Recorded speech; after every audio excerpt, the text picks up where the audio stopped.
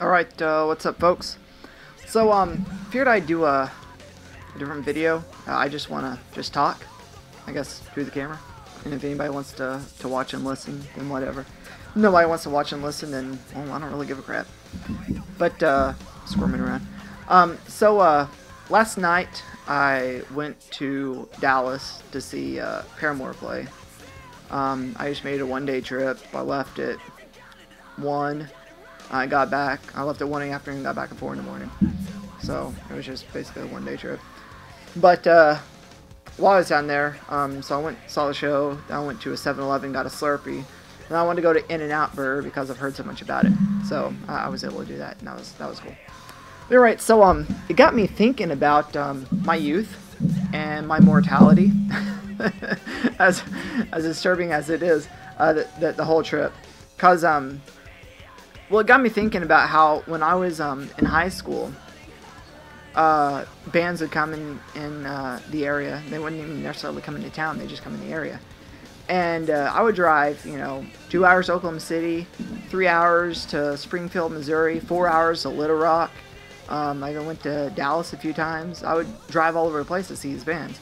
For the most part, they would stop in Tulsa, but then there were times when they wouldn't.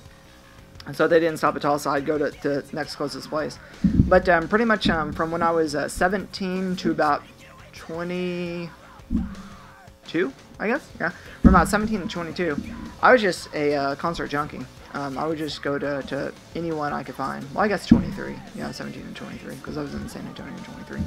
But I would just go to any show that came around of the bands I enjoyed. And there was a lot of good shows that would come through. And it just got me thinking about how when I was younger, I would just get in the car and hit a gas station, grab a Coke, and just hit the road with the music on, full blast, just listening to my favorite records on my way to go see these bands. Go see the shows. Usually I get 2 or 3 t-shirts. My band shirt collection right now is in the 150 or 160 range. And I just have a ridiculous, surmountable number of band shirts. Insurmountable number of band shirts. And from those years, basically, it was the thing for guys to wear girl jeans. I mean, that's just what you did. You could wear guy jeans, but they just look stupid, to me anyway. I'm kind of shorter. I think I'm 5'10", 5'8", 5'10", somewhere around there. So it's almost impossible to find guy jeans that fit right. I've been doing it now because cuffing is in now, so it doesn't look that halfway ridiculous. But basically what I usually would need was 32 waist by 28 length. Nobody makes those. So I found out that if I went to American Eagle and got like a size 0 or size 2 in a petite size, they go petite, regular, and long. If I go petite, they were just a perfect fit. An absolute perfect fit. They cut off right at the ankle, and it was just absolutely perfect. But everybody was doing it back then anyway, because it was kind of a throwback to the 70s punk thing. Because in the 70s you had like Ramones, Sex Pistols, bands like that, and they would wear skin tight jeans. Which in their day, that was an absolute rebellion to the bell bottoms and the flare jeans and that kind of thing that everybody else was wearing. So they were basically, Ramones and Sex Pistols and all them were basically doing a throwback to like the 50s with the stovepipe jeans and that kind of thing. So then in 2000, or the late, I guess the 90s, all through the 90s, all the guys were wearing wide leg baggy jeans. I mean, just huge, enormous, Jinkos. Toward the late 90s, everybody started wearing Levi's 505s. I mean, that was just a thing. It was like, it started in about 96 or 7. The bands I would go see, the band members were like wearing like Levi's 505s and like Converse and things like that. So it was already starting to change at that point. And then it got to the point to where in 2001, basically the Levi's just weren't cutting it anymore. We got to go tighter, guys. So then they started wearing girl jeans, usually from American Eagle or Abercrombie. They both made like the best cuts as far as that goes. I remember seeing Norma Jean at in 2002 right before the Blessed Child record came out. And basically it blew my mind. I mean, we could definitely see this was a visual shift in everything that was fashion based. Because basically up to that point, everybody's doing one thing. And it seemed like I went to that show and all of a sudden everything changed. Everything changed. They're wearing skin tight, or we're talking skin tight jeans. Low top Converse, solid black. They're all wearing black t-shirts of some sort, be it band shirts or Harley Davidson shirts or whatever. I had one of these, so you got to put your keys on this, and you got to hang it on your back belt loop. And it just, to me, it was just so attractive, the look. And it was like, at that point I was like, that's really cool, I want to do that. But I didn't really know quite how to do it. I didn't understand at that point that they were wearing girl jeans and things of that nature. But it wasn't until 2004, yeah, I started to grow my hair back out. At that point I was doing the pompadour like I am right now. I started to grow my hair out, and then I went to the mall, went to American Eagle, Abercrombie, Hollister Gap, Armani Exchange, so on and so forth. And I just loaded up on a bunch of girl jeans. They were all tight and flare at the bottom, because that's what was in 2004. It's really funny. I saw a picture that Haste Today had posted on their Facebook page from the This Is Solid State tour in 2004. It was February of 2004. So this is early 2004. That tour went from January to February to March, I think.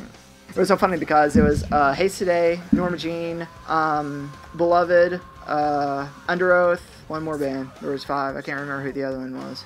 Oh, but anyway, it was a group picture of all the band members standing outside of a venue, and it was so funny because they're all wearing like flared bottom, like American Eagle girl jeans. It was just so funny. But anyway, I'm getting off on a tangent. So I went out and I got those. I started growing my hair out.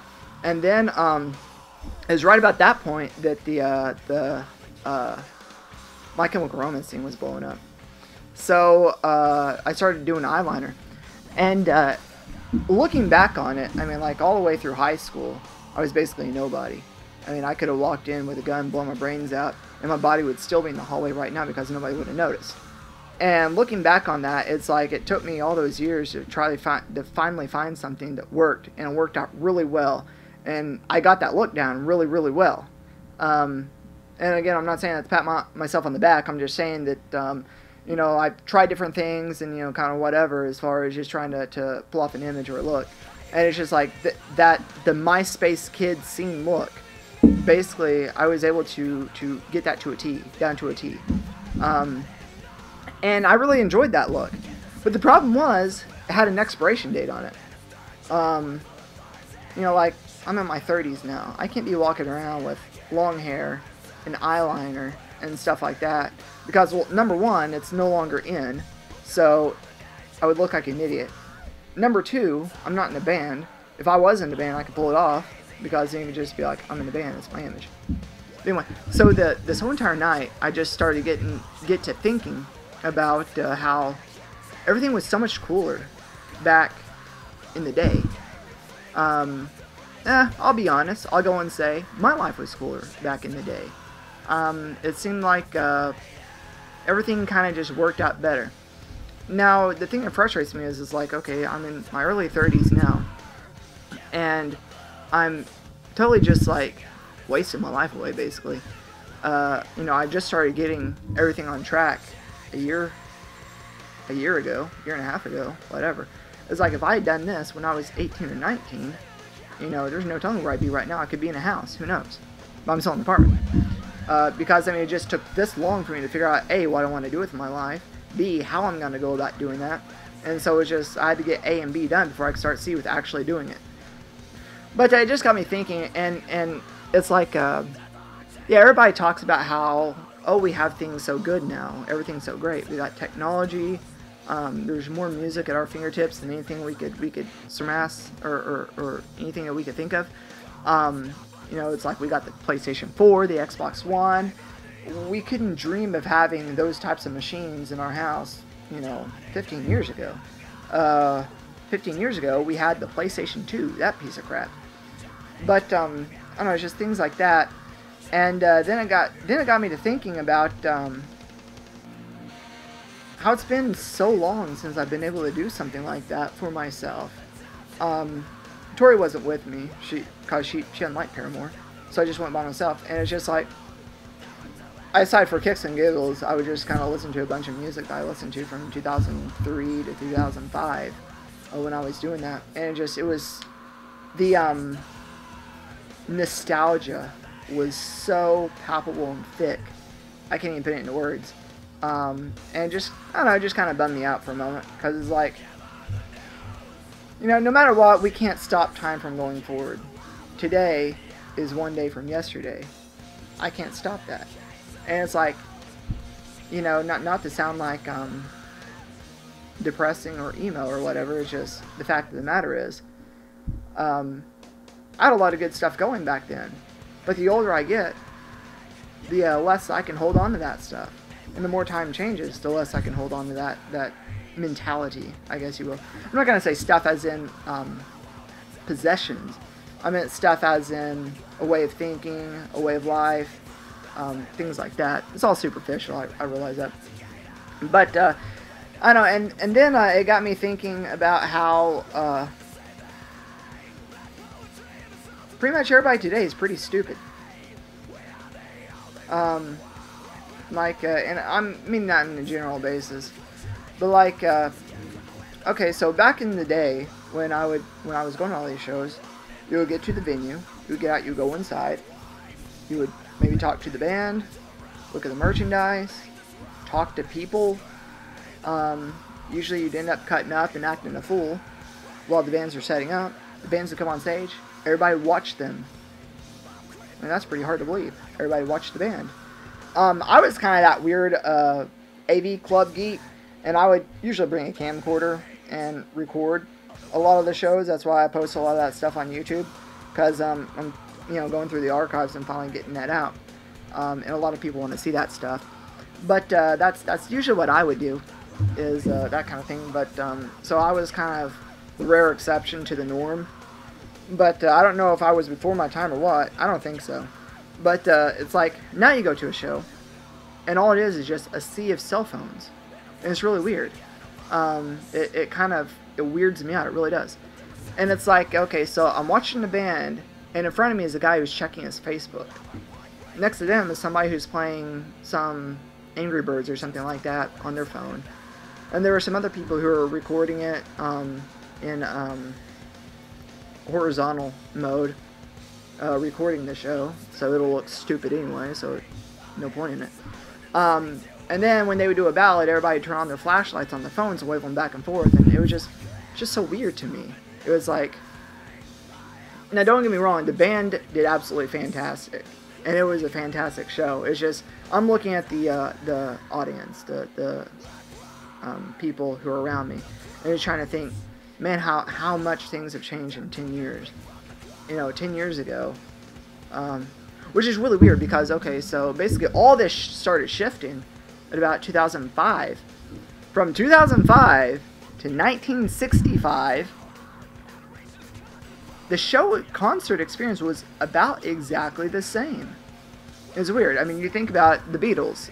They really were who brought big concerts to America. I mean, I know that bands have been touring for forever. But I'm saying it wasn't until the Beatles came here that they showed, they were selling like Shea Stadium and Dodger Stadium and things like that. So it wasn't until that happened that, that broke the floodgates open. But okay, so we I guess until the 50s, all the way back from the 50s, you would go to a theater, you would watch Elvis or Roy Orbison or Buddy Holly or whoever, you'd watch them perform, and then you go home. And that's basically how it was all the way up until 2005. And then people started bringing their cell phones. And, I mean, I remember my friends, we would, hang out and whatever. Occasionally somebody would get a text message, and they would type it out on their number keypad and send it out. It wasn't that big of a deal. Then in 2007, the iPhone hit, and that basically changed everything. Now, you can't go to a concert without seeing everybody around you just doing this. And it kind of alarms me. It really does. I'm showing my age. But it really alarms me. Because I'm like, is this the society that we're living in now? To where, now, I'm not really that social. I'm more of a introvert kind of. Every time I go to a show, I'd always find the closest wall and lean up against it. That's just what I did. So I wasn't the type of person who just goes and talks with people. But so I'm not really interested in having a conversation, but it's just really weird to see that not anybody else is, because I remember at concerts that used to be a social thing. You would go there, you talk to people, and you goof off and screw around, and then afterwards you go to Waffle House, and you screw off and goof off some more. But it's like now it's like everybody's in their own thing. And then it got to me thinking even further, so now we're going even more further down the rabbit hole. So now that technology has made things simpler, we don't need to think about things all that much. It's like the lyrics are getting a little bit more simple as well. So we got two examples. We got Fall Out Boy from Under the Court Tree, which was released in 2004? Oh, 2005. Okay, 2005. And then we got Fall Out Boy, American Beauty, American Psycho. Now these guys were basically at the forefront of the whole MySpace scene thing. I mean, yeah, we had Fall Out Boy. You had who was it who did a Nicky FM song? Oh, I'm drawing a blank. Then you had Taking Back Sunday. You had Norma Jean, of course. They were basically in that. Under Oath. Under Oath basically wrote the book on post-hardcore, as we know it today. As I Lay Dying, In Flames, were kind of there. I mean, it just, so many good bands. But anyway, so yeah, we'll go over some of this. So in 2005, a couple of things here. So I'll read about 2 or 3 song excerpts. By the way, I love this record. I didn't really discover. I mean, I guess yeah, Tori got it in 2005, so I was aware of it in 2005, and I remember seeing the video for Sugar We're Going Down, 2005. I just wasn't really that big into it, and it wasn't until 2006, the summer of 2006. We broke up for about 2 or 3 months at that point. I discovered it at that point because of the emotions and all that I was going through. And this is quite a fantastic record, let me tell you what. But anyway, here's a couple of excerpts for, let's see, Nobody Puts Baby in the Corner. Drink down that gin and kerosene and come spit on bridges with me just to keep us warm and light a match to leave me be. Keep my jealousy close because it's all mine. If you say this makes you happy, then I'm not the only one lying. Keep quiet, nothing comes as easy as you. Can I lay in your bed all day? I'll be your best kept secret and your biggest mistake. The hand behind the pen relives a failure every day. And then they repeat that, and he goes on to say, so wear me like a locket around your throat. I'll weigh you down and I'll watch you choke. You look so good in blue. I mean, to me, that song just blows me away. And there's so much going on, like, thematically. If you, like, look past the words to see what he's really talking about, it just blows me away. And, how about this? I've got a dark alley and a bad idea that says you should shut your mouth. Which, by the way, another thing that I loved about the 2004 to 2006 MySpace scene culture was all the bands had just such interesting song titles, and I would do that too when I was doing song titles and things like that. The first band I remember doing that was Norma Jean in 2002. They had songs like I used to hate cell phones, but now I hate car accidents much, much more. Things like that. And then the Chariot, whenever Josh left Norma Jean and went to be Chariot, he just took it to a whole new level. It was just ridiculous. But anyway, so it says, joke me something awful, just like the kisses on the necks of just friends. We're the kids who feel like dead ends. And I want to be known for my hits, not just my misses. I took a shot and didn't even come close. At trust and love and hope. And the poets are just kids who didn't make it, who never had it at all. And the record won't stop skipping, and Elijah's won't stop slipping. And besides, my reputation's on the line. We can fake it for the airwaves, force our smiles, baby half dead, from comparing myself to everyone else around me. And, I mean, that, to me, it just kind of, it's a deeper way of talking about, you know, some despair of, I guess, missing relationships and that kind of thing. Another one here, let's see.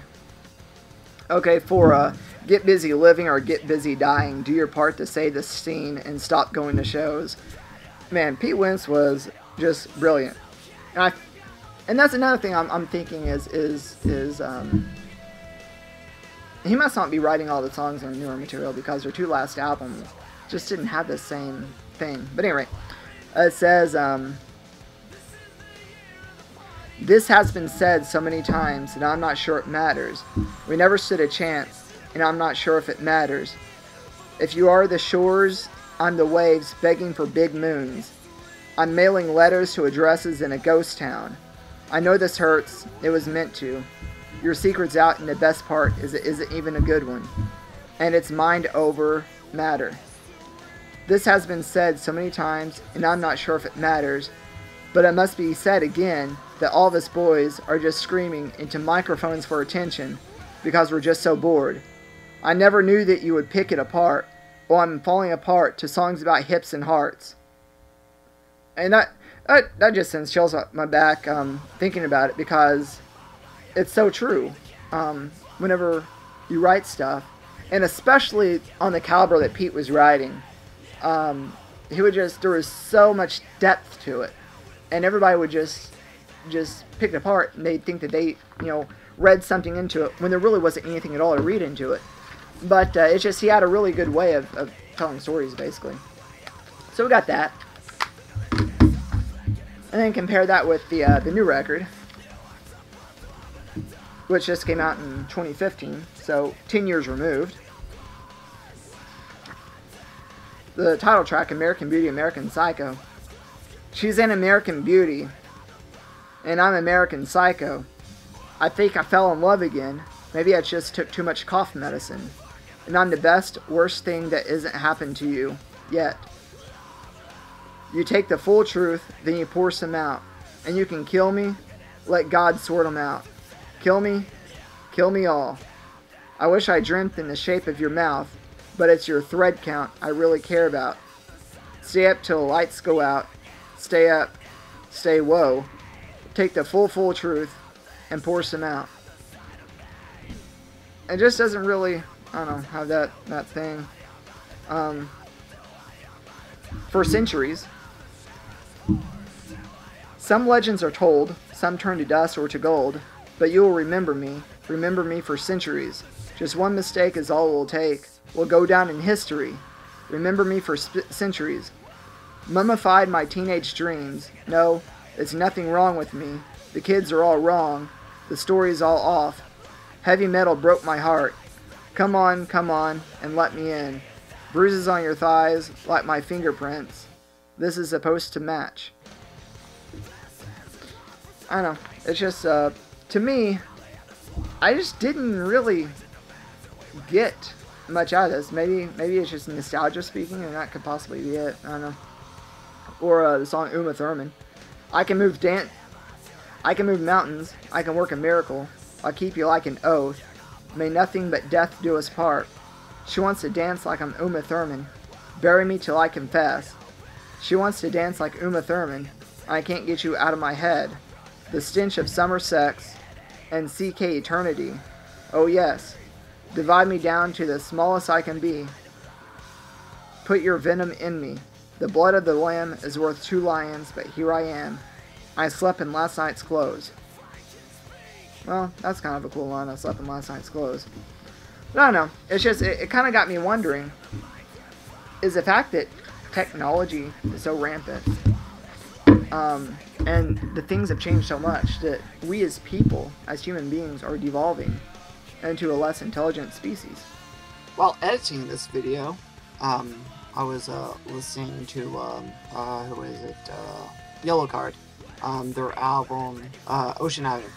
So I was listening to Yellowcard with the album Ocean Avenue, and it got me to thinking about something else that's kind of interesting. Okay, so, let's see, trying to think how to word this. So right now, we basically have a wealth of knowledge and information at our fingertips. More information than possible before in the history of humanity and the history of time. And it's made us lazier, basically, in a sense. And it really got me thinking about relationship dynamics. Because, okay, say for instance in 2003, 2004, if you wanted to talk with somebody, you either went to their house and talked to them, or you picked up the phone and called them. You also could have written an email. You could have gotten on AOL Instant Messenger or sent an IM. Or if you wanted to pay the money per text, then you could send a text message. But back in those days, I remember the very first text plan I got on, I was with AT&T. And it was in 2004. And you had to buy a text package. So you either spent, it was like $20 for 250 texts a month. Or maybe it was $25 for 250 texts a month. Or something like that. And if you wanted the unlimited texting plan, you went with like $50 a month for unlimited texting. It was just so ridiculous, it wasn't even worth it. So, I had a Motorola V600 flip phone. That was my first cell phone. And needless to say, I only had text on it for 1 month because I went over the bill and it was ridiculous. So I just told them, just cut the feature off. I don't even want to use it. It's not even worth it. I'll just get on the computer and IM people. But then I had friends who were on Sprint and other things, and they had unlimited texting, so it's so much better for them.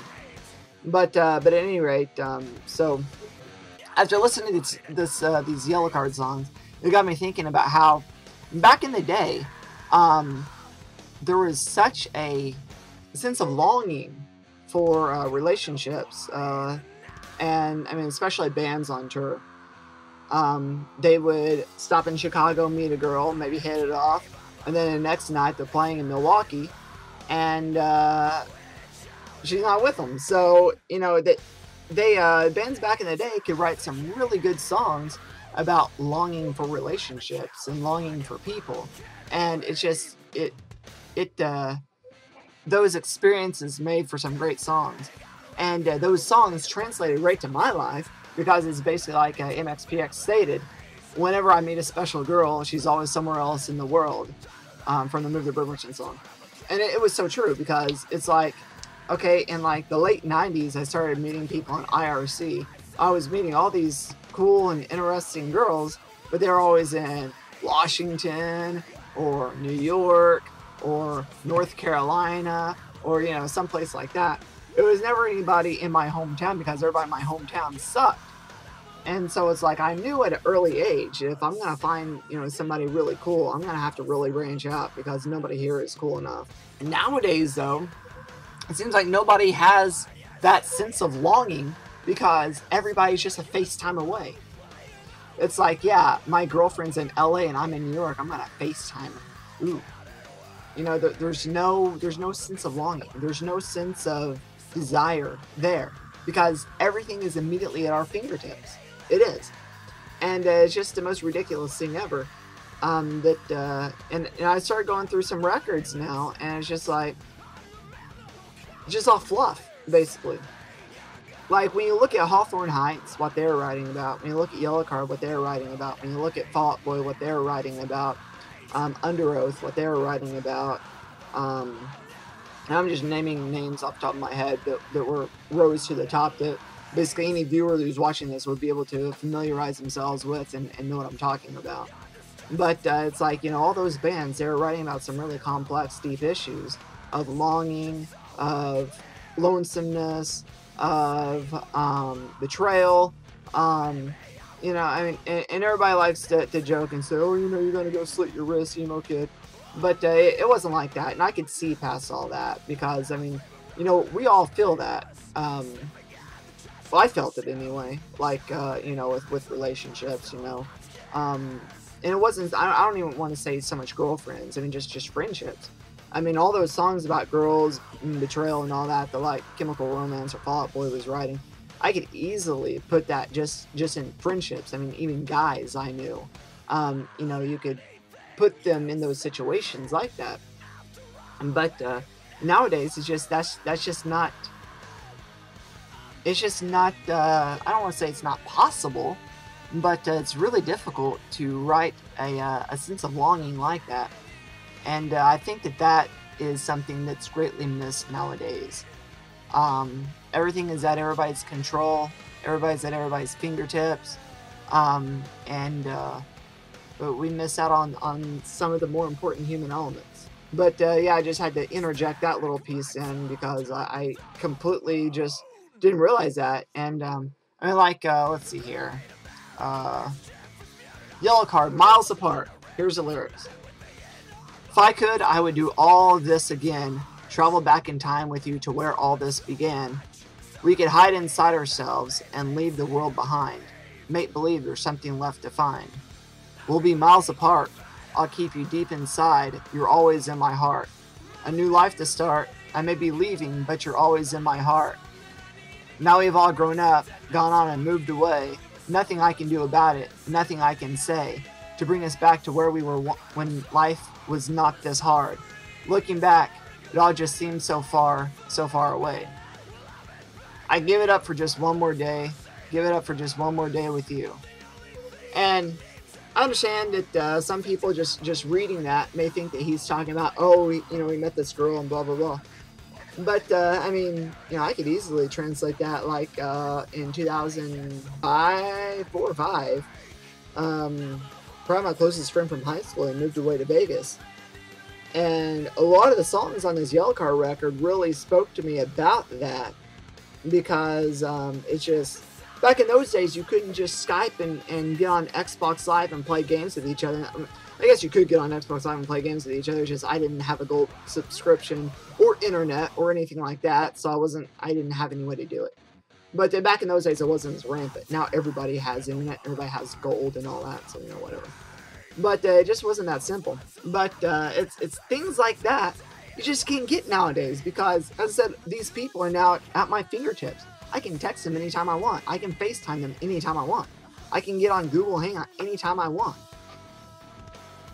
It's not that big of a deal as far as separation goes now. And technology is really, there are so many thematic things running through movies, music, games, things like that 10 years ago. They're just irrelevant now. They're obsolete. Like that song I just read you, that theme is obsolete now. And it's so weird to think that something as familiar as, I keep on saying this, but something as familiar as human longing is obsolete. Let that sink in for a moment. And emotion is obsolete. It's kind of weird that technology has done that. When will happiness be obsolete? When will personal gratification be obsolete?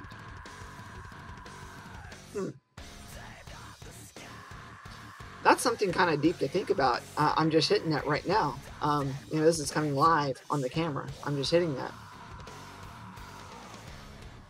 I don't know, it's stuff like that just kind of makes me want to unplug.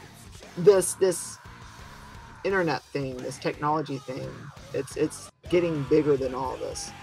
And it's changing us. It's changing everything around us. And as far as I can see, it's not so much for the better. And all this is coming because I was trapped in the car by myself listening to music from 10 years ago for 8 hours. So it's kind of weird that all this is coming from that experience, but it's true. But yeah, I don't know. I guess that's all. Just think about that, kids. The next time you go and fire up your old Facebook, that because of Facebook, because of YouTube, because of Google Plus, because of Twitter, because of texting, FaceTime, Skype, all that, that we're actually doing away with emotions and states of being. They're going to the wayside.